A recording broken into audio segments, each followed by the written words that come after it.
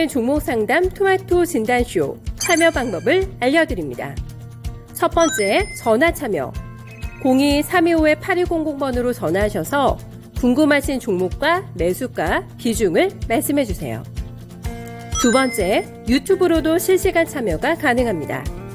유튜브 검색창에 토마토 증권통을 입력하세요. 실시간 스트리밍으로 방송도 직접 보실 수 있고 종목 진단도 가능합니다. 이때 좋아요와 구독은 필수겠죠? 세 번째, 증권통 참여. 모바일 어플리케이션 증권통을 다운받아 증권통 TV에 들어가서 아자아자란에 글을 남겨주세요. 최고의 전문가들이 함께하는 토마토 진단쇼. 여러분의 많은 참여 바랍니다.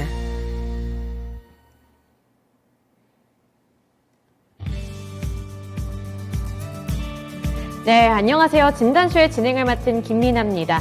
오늘 우리 시장은 미증시와 좀 커플링이 되면서 개파락 출발한 이후에 약세 흐름을 이어가나 싶었는데 그거에 비해서는 그래도 오늘 선방하고 있는 모습을 나타내고 있습니다.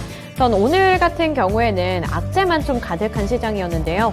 우선은 주말 동안에 많은 불편함을 초래를 했던 이 카카오의 화재 사건 때문에 카카오 그룹주들이 일제히 하락을 했고요. 이에 따라서 국내 증시도 많이 밀리는 모습을 연출하기도 했습니다. 그리고 빈살만의 방한 소식도 좀 취소되는 분위기여서 국내 증시를 향한 이런 악재 소식만 가득했는데 그에 비해서 장 초반에 비해서 지수 자체는 낙폭을 축소하고 있는 모습을 나타내고 있거든요.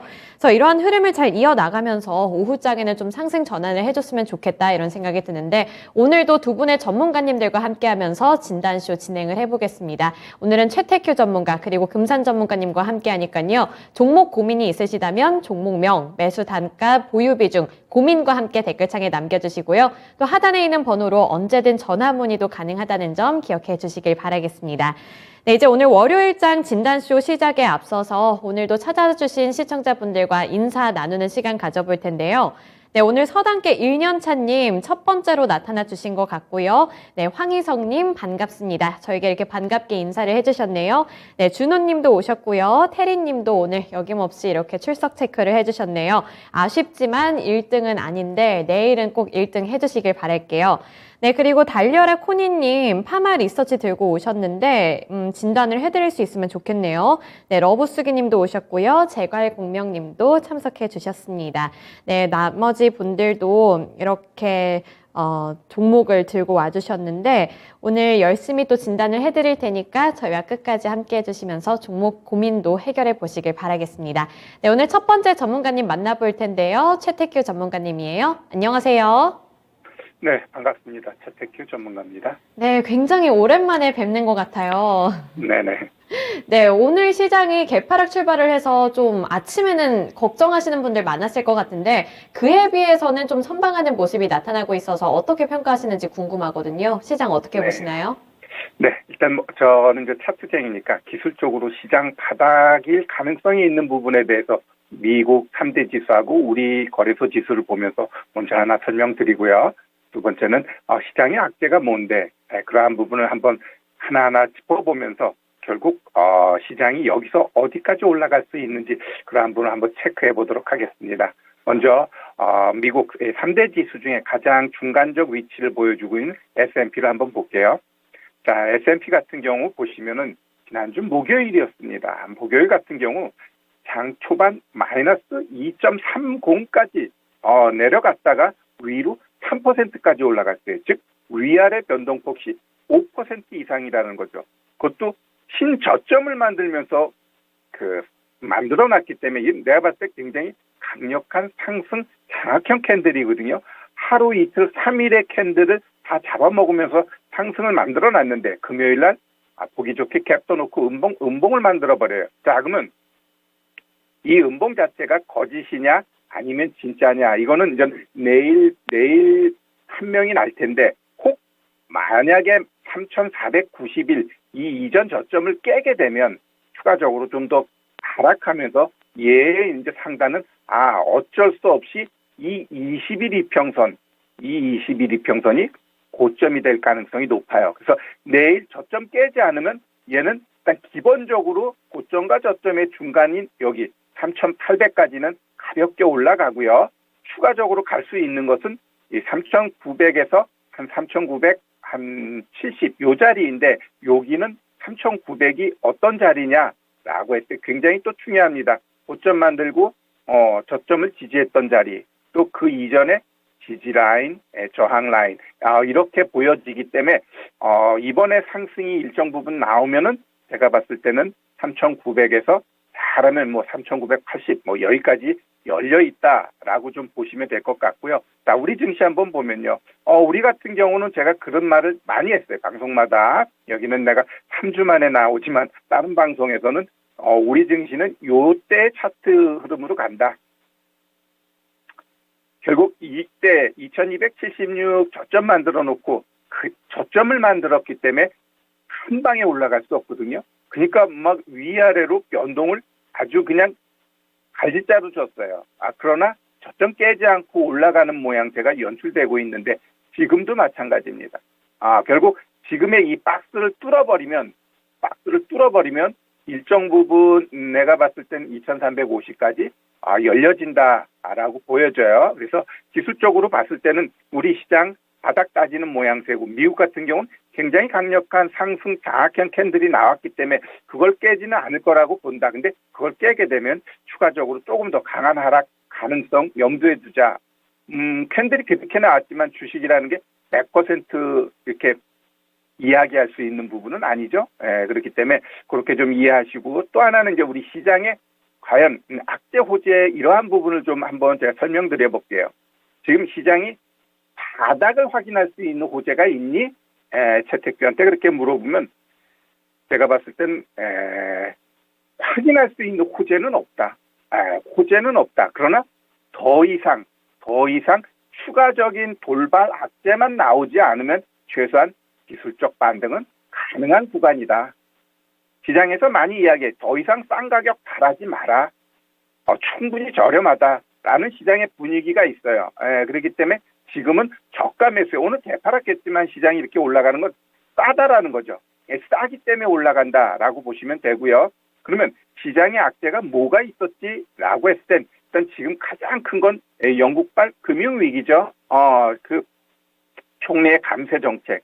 그다음에 연기금 같은 경우도 투자를 잘못해가지고 마진콜이 막 들어옵니다. 지금 이 영국의 연기금이 시장에서 생각했던 것보다 더 많은 레버리지, 즉 막 빚내가지고 그 매매를 했어요. 그게 지금 엄청나게 지금 부담으로 영국은 가고 있고, 그다음에 이제 크레딧 스위스 뱅크 아니면 도이치 뱅크 얘네들도 재무 건전성 이러한 것들의 위험이 노출돼 있어요.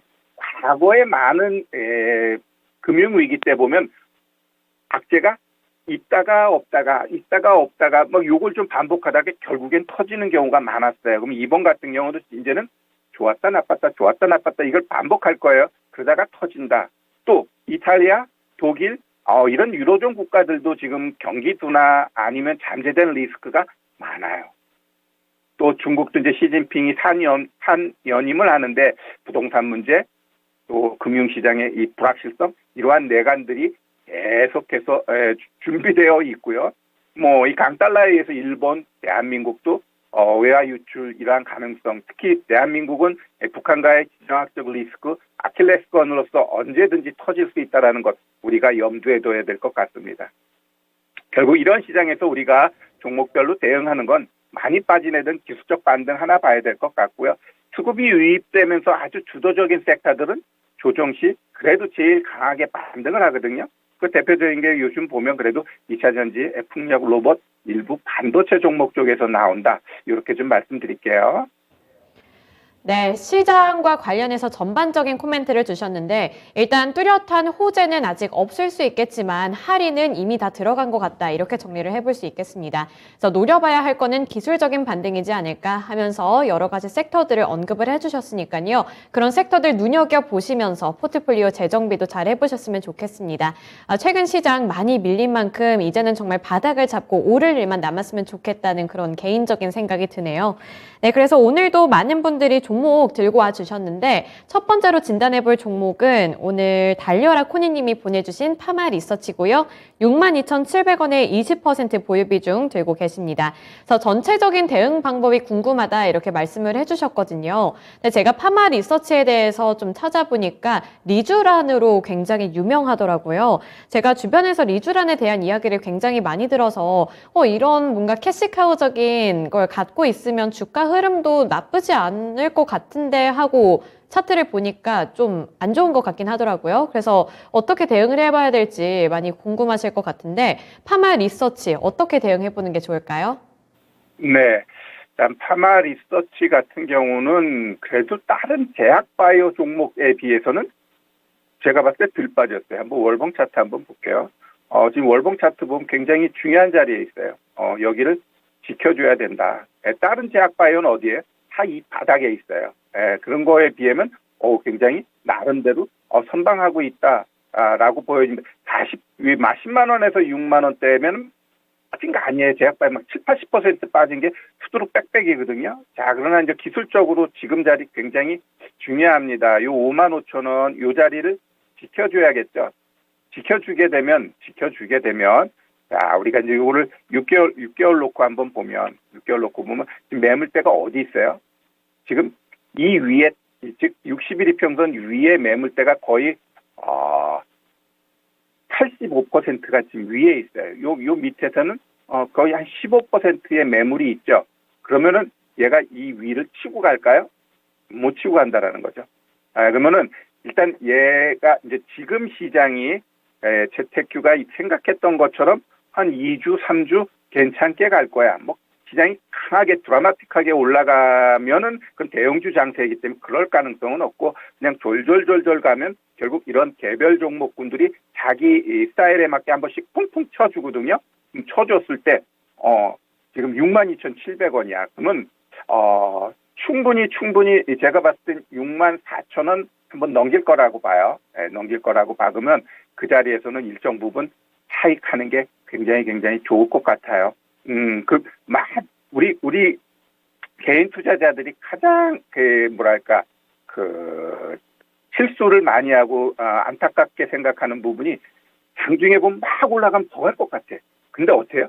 막 가다가 한순간 또 갑자기 내려옵니다. 그럼 아까 팔았어야 되는데 막 그런 생각 많이 하죠. 그래서 나한테 지금 같은 시장에선 수익 주는 구간 들어오면 비중 20%예요. 그러면 뭐 2-3%라도 수익 나면 일단 5% 팔면서 자꾸 올라갈 때마다 비중을 줄여야 돼요. 왜? 이러다가 또 내일 시장 엉클어지지 않으라는 법이 있을까요? 없다라는 거죠. 하루하루가 돌다리를 두드리면서 가야 될 시장이기 때문에 나한테 수익을 줄 때는 일정 부분 비중 줄이고 물렸어. 그럼 다시 추매할 수 있는 비중으로 가져가는 겁니다. 일단 55,000원 깨지 않는 게 제일 중요해요. 이거 깨게 되면 어떻게 돼요? 더 깊게 떨어질 가능성이 높다라고 좀 보셔야 될 것 같고요. 지금의 위치는 이제 21이평선에서 얘도 똥똥똥 지금 막고 있어요. 막고 있는데 이거 치고 올라가게 되면 64,000원까지는 충분히 열려져 있다라고 보여집니다. 최근 이 10월달 들어가지고 수급 측면에 있어서 나름대로 연기금이 조금 사주고 있다라는 것은 긍정적이에요. 그래서 그러한 것들로 봤을 때 한번 64,000원까지 목표가 보고 가자 이렇게 좀 말씀드리겠습니다. 네, 파마 리서치 다른 제약 바이오주들과 비교했을 때는 그래도 그 낙폭이 그렇게까지 크지 않다 이렇게 평가를 해볼 수 있을 것 같은데요. 전략적으로 봤을 때 이제 목표가를 설정해 주셨습니다. 일단 매수한 가격보다는 그래도 조금은 수익을 챙겨 나오실 수 있을 것 같으니까요. 파마 리서치 잘 대응해 보시면서 수익 꼭 챙겨서 나오셨으면 좋겠네요. 네, 저희가 여기서 응원하고 있겠습니다. 네, 이제 다음으로 두 번째 종목 진단해 드릴 텐데요. 네, 두 번째 종목은 김지영 님이 보내주신 포바이포고요. 18,764원에 14% 보유 비중 들고 계십니다. 네, 18,000원 부근에서 진입을 하셨으면 지금 수익보다는 네, 손실이 좀 더 많이 나 있는 그런 상황인데 포바이포가 메타버스 관련주로 시장의 관심을 많이 받았던 걸로 기억을 하거든요. 그런데 최근 시장에서는 메타버스 관련 종목들이 좀 옛날만큼 그렇게 힘을 못 내고 있는 분위기인 것 같기도 하고, 뭐 미국에서 최근에 메타 쪽에서 새로운 VR 헤드셋 기기를 내놨는데 반응이 시원찮아서 메타 주가도 그렇게 좀 흘러내려가는 걸 보면 이게 성장 가능성이 있는 건 맞나 이런 생각도 좀 들 것 같거든요. 그래서 포바이포를 손절까지 생각을 하고 계신 것 같은데 전체적인 전략 어떻게 잡아볼까요? 네, 일단 뭐 신규 상장주예요. 예, 신규 상장주고 이제 6개월 차에 들어갑니다. 일단 제가 이제 상장주 쪽은 조금 다른 전문가보다 좀 많이 준비를 하고 봐왔는데 보면은 한 6개월, 7개월쯤 되면 한번 기술적 반등이 한번 나와줘요.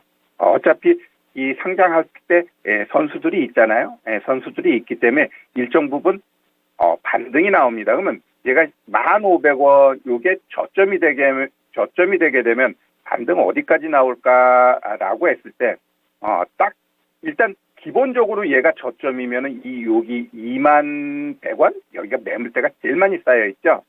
기본적으로 21,100원까지는 보일 수는 있겠지만 지금 얘는 하나하나 단계마다 좀 있어요. 여기에서 횡보에다 뚝 떨어지고 또 여기에서 횡보에다 뚝 떨어졌기 때문에 13,000원 그다음에 17,000원 이러한 매물대 아니면 그 저항 라인을 돌파했을 때 21,000원까지 보일 수 있다. 이렇게 좀 보여집니다. 그러면 얘 같은 경우는 나름대로 아까 봤더니 주주 구성은 나쁘지는 않아요. 보니까 뭐 우리 홈쇼핑, JYP 뭐 이런 애들도 일정 부분 조금 같이 담겨져 있어요. 그리고 이 유통 주식 수가 470만 주니까 딱 거래량이 많이 발생할 수는 없겠죠. 발생할 수는 없고 그냥 신규 상장주 이 흐름으로 봤을 때 지금 얘가 매출이 막 뭐 드라마틱하게 막 올라가고 막 시장에 뭐 핫하게 이슈가 될 수 있는 부분이 없다라고 한다면 일단 단계 보자고요. 일단 요런 단계는 내 매수가하고는 좀 거리가 있죠. 거리가 있어. 비중 14%예요. 그러면 그냥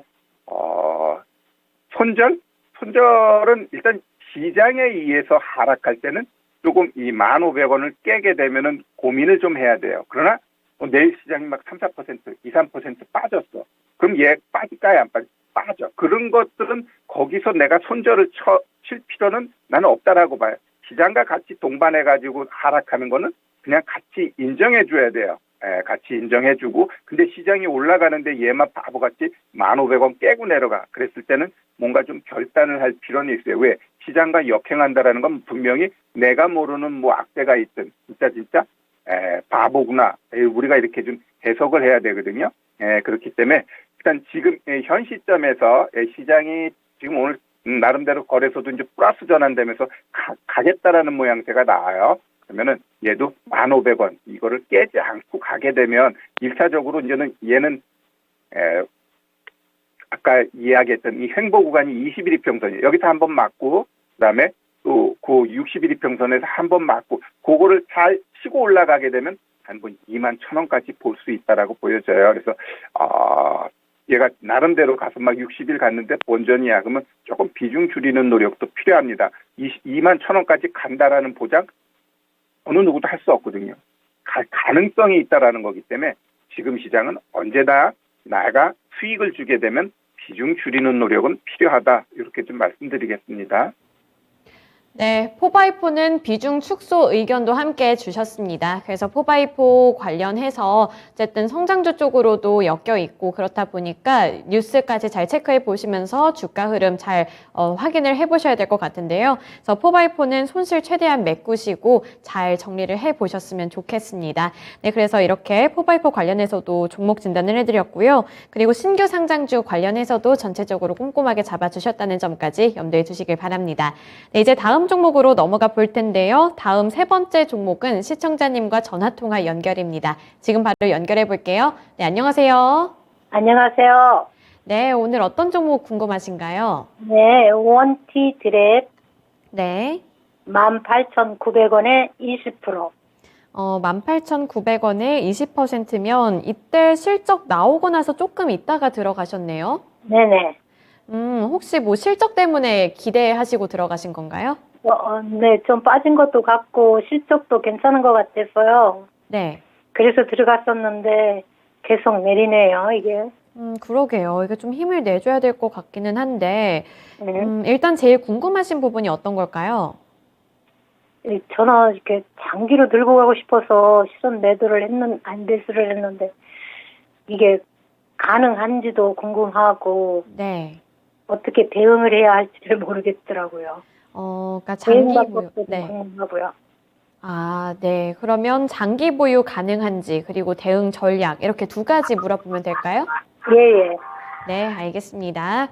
네, 전문가님, 이 실적도 나쁘지 않았다는 점을 좀 주목을 하셨고, 그 다음에 주가가 이제 좀 조정 다 받은 것 같다, 이렇게 평가를 하고 들어가신 것 같거든요. 근데 이제 장기 보유를 생각하고 계셨는데, 생각보다 주가가 많이 빠지다 보니까 좀 걱정이 되시는 것 같아요. 그래서 어떻게 해보는 게 좋을까요? 네, 우리 지금 시장에서 가장 우리가 조금 유념해야 될 부분은 저평가할 때 실적 좋다. 이러한 것들은 일시적으로 반등 나오지만 그런 것들에 의해서 시장이 움직이는 장은 아니에요. 저평가되어 있는데 실적 좋아. 그래가지고 올라가는 종목들이 그렇게 많지 않아요. 결국 얘도 실적 좋은데 왜 안 가? 시장이 그런 시장이 아니거든요. 그리고 얘도 상장한 지 얼마 안 됐죠. 잘 보면 아까 상장한 종목들은 6개월 지나는 자리에서 일정 부분 반등 나온다라고 했는데 얘도 보면 1개월, 2개월, 3, 4, 5, 6개월 때 음봉 때려놓고 7개월 때부터 일정 부분 반등이 나오죠. 그러면서 매물대까지 한번 올라가줘요. 이러한 것들이 신규 상장주들의 일반적인 특징이에요. 그래서 6개월, 7개월 때 기술적 반등 한번 일정 부분 올라가는 거 우리가 한번 다른 만약에 공모주, 신규 상장주 갖고 있다면 한번 체크해 볼 필요가 있고요. 일단 원티드 랩, 이거는 고용과 관련되어 있기 때문에 보통 막 대선 아니면 이런 선거철에 일자리 창출 이런 얘기가 테마 형성되면서 많이 올라가요. 그럼 그 당시에도 보면 사람인 HR, 원티드 랩 이런 종목군들이 그 초창기에 한번 제대로 올라가 준 거죠. 지금은 재료 끝나고 시장도 엉망이고 이러니까 얘가 지금 바보같이 계속 내려가요. 일단 우리 요날이었어요. 세게 올라갔을 때 우리 선수들이 들어왔는데 빠져나가지 않고 있는데 시장이 하락한다라면 한 번쯤은 또 올릴 가능성은 있다라고 보여집니다. 올릴 가능성은 있다. 그러면 내가 매수한 가격이 18,900원이야. 그러면 얘도 마찬가지야. 아까 그 종목하고 마찬가지인데 지금 흐름 자체는 뭐예요? 그냥 추세적으로 하락 계속 가고 있는 겁니다. 이 보면은 중간에 양봉 나오는 게 니네 양봉 나왔을 때 빠져나가. 양봉 그거 기대하지 마. 이거거든요. 그럼 지금 이 양봉도 13,600원 깨게 되면 어떻게 돼요? 그냥 하락 추세가 계속 이어지고 있구나. 이렇게 봐야 돼요. 그러면 얘를 지지해 주기 위해서는 최소한 한 2, 3주 정도 횡보하면서 요걸 지켜주게 되면 거기서는 한번 퉁 치고 올라갈 가능성이 있어요. 그러면 얼마까지 갈까요? 라고 했을 때 이런 애들은 1차적으로는 여기가 단기 기술적 반등 가격이에요. 그 다음은 요 자리. 그래서 여기서 이제 그냥 올라가게 되면 한 16,500원까지는 그냥 올라가져요. 그냥 올라가지고 그 다음에 여기서 그냥 올라가진다라는 건 시장이 좋아야겠죠. 시장이 좋을 때.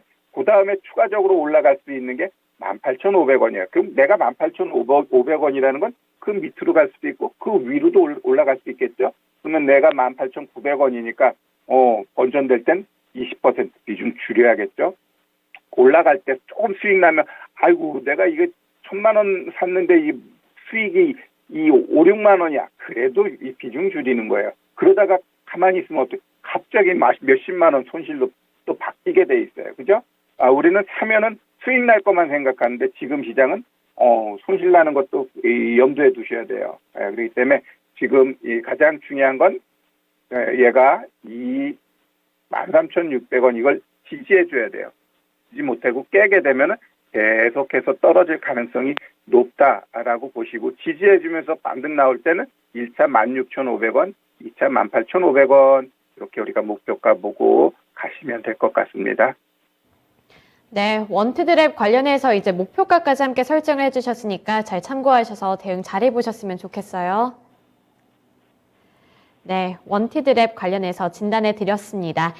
이렇게 또 전반적으로 평가를 해 주시면서 코멘트를 주셨으니까 그 목표가까지 잘 설정해 보시면서 다음 전략도 세워 보셨으면 좋겠습니다.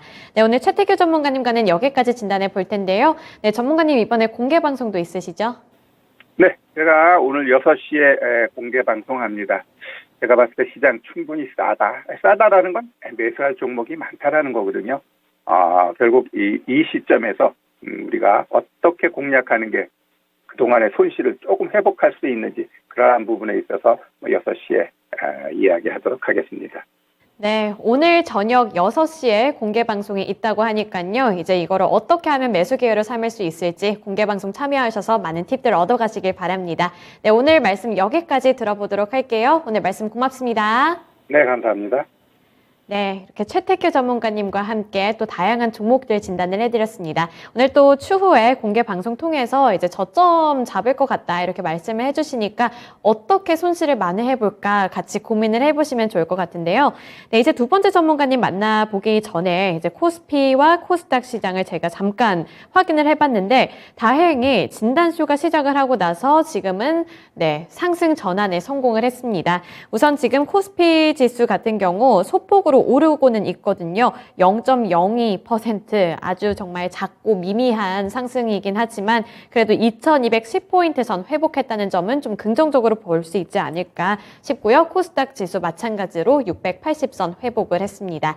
네, 그러면 이어서 두 번째 전문가님 만나보도록 할게요. 금산 전문가님입니다. 안녕하세요.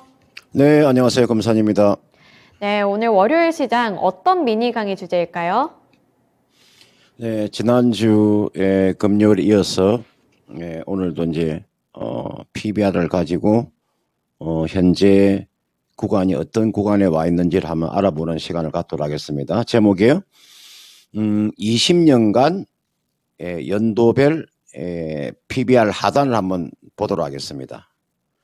여러분들 그 유가증권 시장에서 지금 상장 기업 중에서 PBR이 0.5배 이하의 기업이 지금 43% 정도의 통계가 지금 나와 있죠. 쉽게 말씀드리면 상장사 10곳 중에서 약 한 4곳이 실제 가치의 절반 가격에 지금 거래가 되고 있다는 것이죠. 지금 연초에 코스피 시장의 PBR이요. 1.18배 수준에서 현재 지금 코스피 12개월 선행 PBR이 0.86배 지금 수준까지 내려와 있습니다. 쉽게 말씀드리면 PBR이 1배 이하라고 하는 것은 그 기업이 보유한 모든 자산을 청산하고 매각할 경우에 가치보다도 현재 주가가 더 낮다는 의미죠. PBR이 낮다는 것은 주가가 저평가되어 있다는 건데요. 한번 보도록 하겠습니다. 과연 20년 동안의 최저점의 PBR이 얼마가 나와 있는가를 한번 보도록 하겠습니다. 자, 여러분들 지금 창에 나와 있는 겁니다. 2002년도에 여러분들 요 PBR이 있잖아요. 가장 내가 저점을 올려놓은 겁니다. 2002년에 1.15, 2003년 0.76, 2004년도에 0.94, 2005년도에 1.23, 2006년도에 1.33, 2007년도에 1.39, 2008년도에 1.59, 2009년도에 0.89, 2010년도에 1.2, 2011년도에 1.15, 2012년 1.17, 2013 1.11입니다. 제가 지금 여러분들 요게 PBR의 가장 그 해의 연도의 가장 낮은 하단을 제가 지금 만들어 놓은 겁니다. 그 다음 2014년도 한번 볼까요? 여러분 이게 2014년도입니다.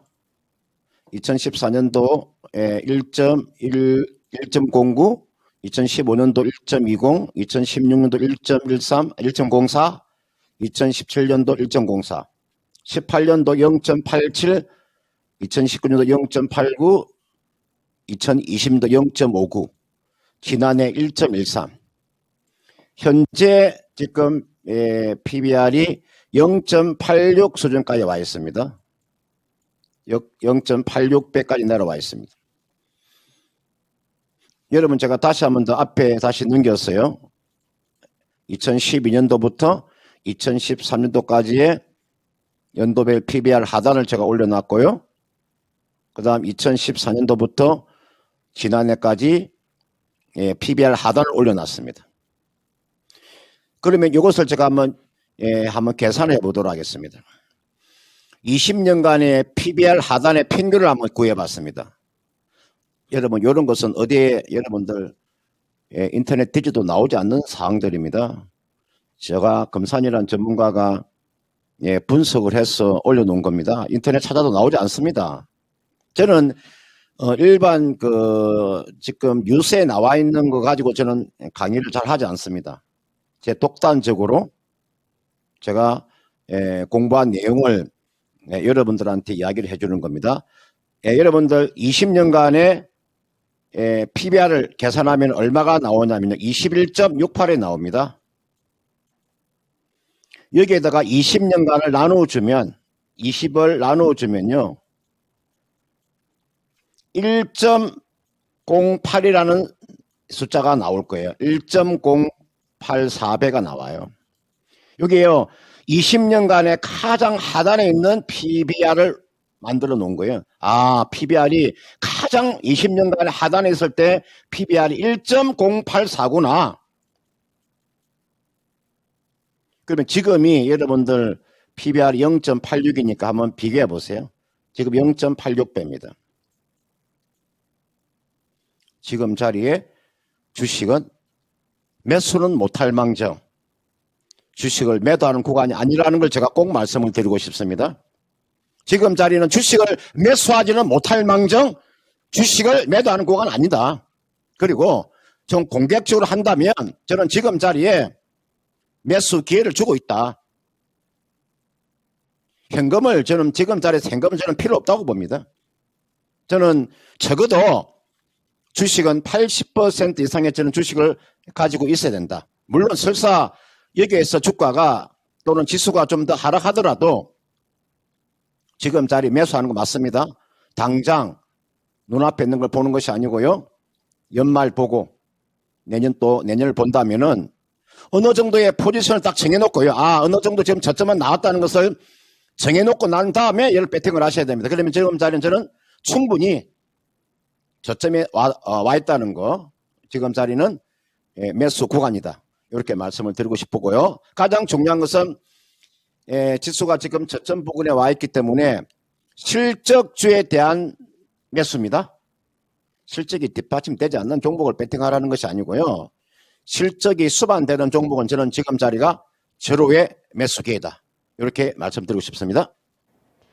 네, 지금 시장 구간에서는 매수를 해야 한다 이렇게 말씀을 해주셨거든요. 그리고 강력하게 강조해 주신 부분이 매도는 안 된다. 그러니까요, 매도 요즘에 시장이 좀 자극을 하잖아요. 자꾸만 이렇게 좀 속을 긁으면서 아 지금 매도해야 되나 이런 의구심을 들게 하는데 매도할 타이밍보다는 매수해야 할 타이밍이고요. 거기에는 실적이 기반이 되어야 한다. 이 부분 강조해 주셨으니까요. 잘 참고해 주시길 바라겠습니다.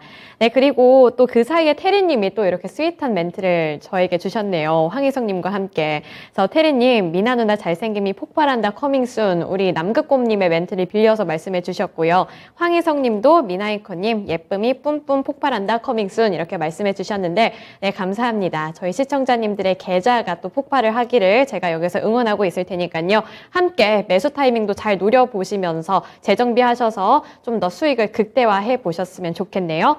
네, 이제 다음 종목 진단 넘어가 보도록 할게요. 네, 첫 번째 종목은 지금이니님이 보내주신 에코프로고요. 11만 8,600원에 진입하셔서 20% 보유 비중 들고 계시거든요. 그래서 오늘 10%는 정리를 하셨고 내일 이제 실적 발표가 있으니까 시초가에 정리할까 생각한다고 하시는데 오늘 굉장히 잘 가고 있거든요. 아무래도 이 실적에 대한 기대감 때문인가 이런 생각이 드는데 내일 나머지 정리하는 거 괜찮을지 전체적으로 어떻게 보시나요? 네, 아마 여기 나와 있는 그 에코프로라는 기업은 코스닥에서 탑픽 종목이라 보시도 크게 무리가 없어요. 이분께서 지금 11만 8,600원에 20%를 가지고 있다가 오늘 좀 매도를 하셨다 그러는데 저는 이 종목은요 전 고점 돌파가 확실한 종목입니다. 그러니까 가장 기본적인 거요. 실적이 이거는 폭증하는 종목입니다. 그리고 특히나 에코프로라고 하는 기업은 여러분요 에코프로의 자회사 있잖아요. 요 폐배터리 사업을 하잖아요. 제가 여러분들 이 폐배터리 사업이라고 하는 게요 여러분들 이게 나와 있는 에코프로는 지금 이 폐배터리 사업에서 지금 자회사가 요 사업을 하기 때문에 거기에 대한 이 종목의 그 연결 기준도 놓고 본다면 앞으로 상당히 매력적인 종목이죠. 제가 이 종목의 그 실적을 한번 보여드릴게요. 제가 여러분들 그 주식 하시면서 저는 이 금산이라는 전문가가 적자 기업 매매하는 거 못 보셨죠? 저는 적자 기업을 매매하지 않습니다. 그 기업이 아무리 기업이 뛰어난다 손치더라도 저는 적자는 매매하지 않습니다. 제가 주로 이야기하는 종목은요. 실적에 대한 턴어라운드가 확실한 종목에 배팅을 하는 겁니다. 한번 볼까요? 여러분 2019년도, 2020년도, 2021년도, 올해 2022년도 보세요. 영업이익이 478억이죠. 636억이죠. 865억이죠. 상반기까지가 2238억이죠. 쉽게 말씀드리면 연평균 영업이익이 20% 이상 증가하고 있죠. 이런 기업이요. 양대 시장에서 한 1% 정도 되는 안에 드는 기업들입니다. 여러분들 양대 시장에 2,300개 정도 되는 종목 중에서 1%라고 하면 약 23개 종목에 해당되는 종목이 에코프로예요. 이 종목은요. 그냥 밀어붙이는 거예요. 밀어붙일 때는 좀 무식하게 밀어붙여야 됩니다. 어정총하게 밀어붙이면 안 되고요. 한번 밀어붙일 때는 완전히 밀어붙여야 돼요. 코너로 밀어붙이면 이 종목은 승산이 있는 종목이에요. 제가 이 종목의 기술적으로 한번 봐드릴까요? 여러분 이거 보세요. 오늘 여러분들은 이런 자리가 찬스가 다 왔던 종목군들입니다. 이런 기업들은 기업이 다 매수할 수 있는 기회를 상당 기간 동안 매수할 기회를 다 줬죠. 그리고 난 다음에 까맣게 칠해놓은 거 있죠. 이게가 33일 이평선이잖아요. 여러분들 이게 33일이죠. 요 있잖아요. 요 33일 이평선은 여기에 지지가 되면 주가가 이렇게 보세요. 이렇게 갔죠. 한번 보세요. 그러면 33일 이평선 돌파하는 요 자리가 있죠. 지난주 목요일 날 돌파했죠. 앞에 있는 고점 돌파가 확실해 보입니다. 적어도 이 종목은요. 요 고점 돌파하면 그 다음 단계가 사상 신고가가 나올 수 있는 구간으로 진입하는 거죠. 지금 이분께서 20%를 가지고 계시는데요. 이 종목은 이 종목의 최고 고점이 언제였었냐면은 지난해 11월 11일 날 있잖아요. 이날 고점이 16만 1,000원이기 때문에 일단 16만 1,000원대까지는 16만 원까지는 일단 기다려보는 전략입니다. 지금 주가가 14만 1,800원이니까요. 16만 원 정도 오면요. 이 자리에서 결정을 하세요. 전량 다 매도할 것이냐. 아니면 그대로 가져갈 것인가. 제 판단으로서는 16만 원 정도 오면 한번 매도했다가 다시 저점 매수하는 전략. 그게 가장 옳아 보입니다. 11만 8천 원에 매수를 했기 때문에 대략 한 40% 수익을 내는 거니까요. 그 정도 딱 수익을 내고 난 이후에 16만 원 팔고 나와서 다시 한번 더 저점에서 매수하면 얼마든 싸게 잡을 수 있거든요. 그래서 1차적인 매도 목표가 16만 원. 매도 이후에 다시 저점 재매수하는 전략. 양대 시장에 걸쳐서 상위 1%에 해당되는 종목이다. 또는 상위 0.5% 하는 그런 종목이니까 이런 종목은 한번 잡으면 놓치지 말고 끝까지 밀어붙여야 수익이 극대화되는 겁니다. 꼭 명심을 하시길 바라겠습니다. 네, 에코프로는 좀 공격적이게 밀어붙이셔야 될 것 같네요. 굉장히 좋은 종목이라고 평가를 해주셨으니까 에코프로 조금 더 들고 가시면서 16만 원 구간에서 한번 수익을 챙겨 가셨으면 좋겠고요. 그 이후에 다시 한번 저점 매수 기회를 삼아 보셨으면 좋겠습니다. 에코프로 관련해서 진단해 주셨으니까요. 긍정적인 평가였다는 점 체크해 보시길 바랄게요. 그리고 댓글 보니까 에코프로 들고 계신 분들 좀 많은 것 같은데 달마당님도 에코프로로 120% 수익 중이시라고 굉장히 부럽습니다. 그래서 더 기다려 보실 거라고 하시는데 달마당 님도 여기서 더 큰 수익 챙겨 가실 수 있었으면 좋겠네요. 네, 이어서 다음 종목 진단해 보겠습니다. 네, 다음 종목은 에마트님이 보내주신 세원 ENC고요. 950원에 비중은 5% 들고 계시네요.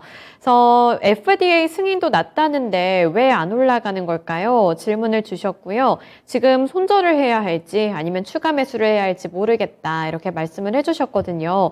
그래서 제가 보니까 한 10월 6일 그러니까 10월 초쯤에 FDA와 관련해서 그 올레드 광치료 패치와 관련한 호재 소식이 있기는 했더라고요. 근데 탄력이 그때만 받고 그 다음부터는 뭐 재료가 소멸된 건지 뭔지는 모르겠지만 주가가 좀 많이 빠지고 있는 상황이라 고민이 될 법도 한데 이 세원 ENC는 어떤 전략을 세워봐야 할까요? 이분께서는 제가 이제 주식을 하면서 조금 그 기본을 좀 망각하지 않았느냐. 그러니까 정당한 종목을 매수를 해서 손실을 본다면은 그 사람은 앞으로 희망이 있습니다. 그런데 매수하면 안 되는 종목을 매수해서 손해보고 있다면 앞으로 희망이 없는 거죠. 여러분, 여기 나와 있는 세원 ENC라는 기업은 여러분들 유압기기나 또는 자회사가 바이오 사업을 하는 기업이죠. 이 기업의 가장 기본적인 그 재무제표 한번 보세요. 그러니까 제가 다시 한번 더 말씀을 드릴게요. 어떤 종목을 여러분들이 매수할 때는 꼭 한번 제가 꼭 설명 한번 해드리고 싶습니다. 첫 번째, 그 사람이 어떤 사람인가를 알고 하세요. 그 사람의 재무 상태를 알고 하시라고. 그 기업의 재무 상태가 어떻게 지금 재무 상태가 구성되어 있나 보고, 두 번째, 쉽게 말하면 돈을 벌고 있느냐, 돈을 못 벌고 있느냐를 보세요. 요 두 개는 기본으로 보셔야 돼요. BS와 PL을 기본적으로 보고 난 이후에 그 다음 세 번째로 무엇을 보느냐, 세 번째 차트를 보는 거예요. 기술적 분석을 하는 거예요. 순서가 기본적 분석을 먼저 하고 난 다음에 그 다음은 기술적 분석을 하는 거예요. 그 순위가 1, 2, 3번 순위가 그렇게 순위가 정해지는 거예요. 차트를 보고 먼저 결정하는 것이 아니고. 그러면 여기에서 제가 요 BS를 한번 보고 손님께서 한번 볼까요? 여러분 제가 이게 한번 보여드릴게요. 한번 보세요. 여러분 여기 나와 있는 게요. 여러분들 이게 나와 있는 게요. BS예요. 재무 상태표라고요. 재무 상태가 어떻게 이루어지고 있느냐. 재무 상태 보세요. 제가 가장 싫어하는 단기 사채가 무려 433억 있잖아요. 매매하면 안 되죠. 가장 기본적인 거 매매하면 손대면 안 되는 거죠. 이거는 손대면 안 되는 거지 않습니까? 제가 이 시간을 통해서 여러분의 그 투자 습관을 한번 어느 정도 한번 고쳐주고 싶습니다. 기분 나쁘게 듣지 마시고요. 아, 금산이라는 전문가가 왜 저렇게 목소리를 높여서 이야기하는가? 저기 단기 사채가 있는 기업이구나. 그동안엔 단기 사채가 하나도 없다가 2019년도, 2020년도 지난해까지 단기 사채가 하나도 없다가 433억이 딱 튀어나오면 야, 이거는 심각하구나. 그렇게 인지를 하셔야 되거든. 인지를. 그 인지를 못하고 지금 매수한 거 아닙니까? 이분께서는. 그 다음은 여러분 보시면은요. 이게 PL 한번 보세요. PL 보시면 여러분들 2020년도부터 있잖아요. 지금 적자잖아요. 3년 연속 지금 영업이익이 지금 마이너스 나와 있어요. 그러면 매매하시면 안 되는 거죠. 이거는 이렇게 하세요. 이분께서는 950원에 매수를 하셨는데요. 이거는 만약에 반등이 나오면 이거는 매도를 하셔야 되고 꼭 950원까지는 기다리지 마세요. 잘못을 딱 내가 매수를 잘못하게 되면 가감하게요. 가감하게 손절하세요. 그리고 그 종목에 대한 실적이 뛰어난데 시장 여건이 지금 받치지 못해서 주가가 빠지는 종목은 기다려줘야 되고요. 제가 웬만하면 제가 기다리라고 합니다. 제가 재무구조가 워낙 지금 이 기업은 나쁘기 때문에 이거는 기술적인 반등이 나오면 매도를 하셔야 됩니다. 이 기업에 큰 호재가 나오지 않는 한 주가가 반등 주기가 그렇게 쉽지 않습니다. 이거는 바로 위에 보시면은 33일 입행선이 놓여있는 가격대가 대략 얼마 정도의 가격이 놓여있냐면은 850원 정도의 가격이 놓여있잖아요. 기다리고 있다가 이 정도의 반등이 나오면 얼마 정도? 850원 정도. 이 정도 오면은 매도하고 종목을 교체하는 전략을 저는 제시해 드리겠고 그 이유는 기본적으로 기본이 되어 있지 않는 종목이기 때문에 제가 그렇게 이야기하는 거니까요. 참고를 하시길 바라겠습니다. 네, 세원 ENC 관련해서 좀 따끔하게 진단을 해주셨는데 그래도 여기서 손실이 더 나면 안 되잖아요. 그래서 이 종목 잘 정리를 해보시고 다른 종목에서 조금 더 큰 수익을 챙겨가시는 게 더 좋지 않을까 이런 생각이 듭니다. 그래서 우리 에마트님 세원 ENC FDA 승인 소식 때문에 좀 기대하시고 진입을 하신 것 같은데 이 종목은 아까 설정해주신 가격 구간에서 잘 정리를 해보시고 아까 또 괜찮다고 말씀해주신 뭐 여러 가지 섹터들 내에서 다른 종목들 잘 잡으셨으면 좋겠네요. 네, 저희 진단쇼 통해서도 많이 활용을 해주셨으면 좋겠어요. 네, 이어서 다음 종목 보겠습니다. 네, 옥최님이 보내주신 KH바텍이고요. 19,200원에 20% 보유 비중 들고 계시네요. 그래서 손절을 해야 할지 말아야 할지 대응 전략 부탁드립니다. 이렇게 말씀을 해주셨는데 KH바텍이 애플 때문에 주목을 받는 듯 했는데 그거에 비해서 주가가 너무 급격하게 빠져서 좀 당황스럽긴 하거든요. 차트 자체가. 그래서 KH바텍은 이거를 지금 손절을 해야 되나 말아야 되나 고민이 될 것 같고 손절하기에도 근데 또 괜찮은 종목이라는 생각이 들 수도 있을 것 같아서 좀 갈팡질팡 할 만한 종목인 것 같아요. 그래서 전문가님은 어떻게 보시는지 궁금한데 이게 손절을 하는 게 더 나을까요? 우리가 이제 대표적인 이제 그 폴더폰 우리가 신지 기업이죠. 주가가 지금 그러니까 2만 원대에서 주가 좀 최근에 하락폭이 크죠. 12,000원대 놓여 있으니까요. 근데 최근에 한번 주식을 보시면요. 최근에 웬만한 주식들 있죠. 양대 시장에 약 한 70% 되는 종목군들의 흐름이 언제부터 요 가격대 대략 9월 초부터 있잖아요. 9월 초부터 이렇게 다 하락을 했어요. 이 정도는. 근데 보통 양대 시장의 70% 되는 종목의 주가가 9월 초에서 요렇게 하락을 했어요. 그러면 이게 나와 있는 KH바텍도 다른 종목과 좀 비슷하게 하락이 나왔다 이렇게 보시면 되는데 이 종목은 주가가 사실은 8월 달부터 주가가 하락이 나왔으니 하락폭이 좀 크죠. 그래서 제가 판단했을 때 현재 그 실적을 놓고 봤을 때는 저는 지금 자리가 어느 정도의 저는 저점이 좀 형성되고 있는 그런 구간이에요. 주가가 여기에서 크게 밀리기보다는 어느 정도의 좀 저점을 다지는 구간에 와 있다. 여기서 저점을 다지려면요, 거래량 좀 증가가 좀 나와줘야 됩니다. 지금 여러분들 최근에 지금 거래량이 보면 거래량이 지금 20만 주 안팎이잖아요. 지금은 주가가 지금 8만 6천 주 정도의 거래가 지금 형성되고 있는 이 정도의 거래가 한번 나올 때까지 기다려 보세요.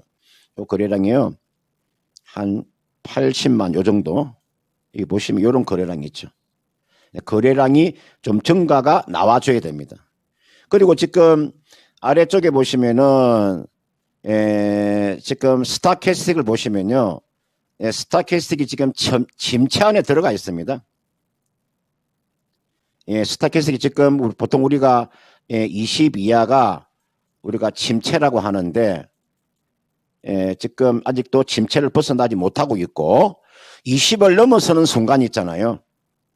보통 우리가 20 이하가 땅 밑입니다. 땅 위로 이렇게 싹이 이렇게 딱 틀 때 20이 딱 넘었을 때 그때 비중만 좀 적으면 제가 추가 매수를 한번 거래드리고 싶은데 지금 비중을 뭐 20% 가지고 계시는 게 이거는 기다려주는 전략. 요거는 좀 시간을 갖고 좀 기다려 주셔야 됩니다. 기다려 준다면 이 종목은 기본적인 가격대는요, 이 종목은 14,000원대까지의 가격은 충분히 나올 수 있어요. 요 정도에서 14,000원에서 15,000원 정도. 이 정도는 기본적인 가격입니다. 그 다음, 요 가격에 지금 올라서게 되면 그 다음은요, 충분한 모멘텀이 나와줘야 됩니다. 모멘텀이 나와야 요 이상을 넘어가는 거고, 기본적인 가격은 14,000원에서 15,000원 정도까지는 충분히 기다리면 반등이 나오니까 그 정도 가면 거기서 한번 결정하는, 어떻게 할 것인가를 한번 결정하는 그런 자리가 올 수 있으니까요. 이 종목은 한 11월 한 중순 정도까지 한번 기다려 보시길 바라겠습니다. 네, KH바텍 올해 말까지는 홀드해보자 이렇게 보유 의견 주셨으니까요. KH바텍 너무 마음 졸이지 마시고 올해 연말까지는 잘 대응을 해보시면서 지켜봐 주셨으면 좋겠습니다. 네, 오늘 금산 전문가님과는 여기까지 진단해 볼게요. 오늘 말씀 고맙습니다. 네, 고맙습니다. 네, 오늘도 두 분의 전문가님들과 함께 여러 가지 종목들 진단을 해드렸는데요. 여기 댓글에 눈에 띄는 멘트가 하나가 있어서 언급을 해보려고 하는데 최근에는 주가가 많이 빠지다 보니까 차트에 그 그림이 되게 비슷한 종목들이 많은 것 같아요. 그래서 그런 종목들 보면서 속이 당연히 쓰리시겠지만 일단은 경제 이 시장 상황이 조금 나아진다면 또 그래도 함께 올라가지 않을까 이런 좀 희망도 가지면서 너무 마음 아프게 투자는 안 하셨으면 좋겠습니다. 저희도 항상 도움 드릴 수 있도록 열심히 노력할 테니까요. 또 다음 진단쇼도 찾아와 주시길 부탁드릴게요. 네, 지금까지 투자 판단에 대한 도움 정보를 드렸습니다. 하지만 특정 종목의 상승과 하락을 보장하지는 않는다는 점 기억해 주시길 바랍니다. 오늘도 시청해 주셔서 고맙습니다.